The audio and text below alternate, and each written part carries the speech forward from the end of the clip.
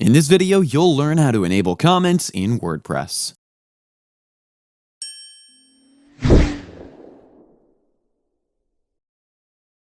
Enabling comments in WordPress allows your site visitors to interact with your content. For this functionality, log into your WordPress admin dashboard, hover over Settings, and click on Discussions. In the Discussion Settings page, find the section labeled Default Article Settings.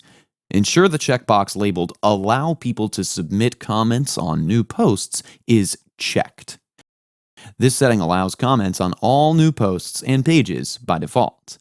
Changes done here will be applied to new posts. Once done, simply scroll down and save the changes.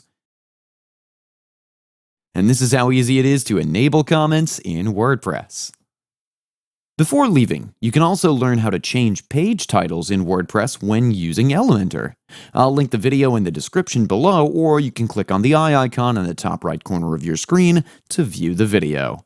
That's it for today's video. If you have any questions or comments, please leave them in the comments section below. And if you like this video, please click on the like button. If you're new to our channel, hit the subscribe button and press the bell icon so that you don't miss any of our future videos. Thanks for watching. We'll see you on the next one.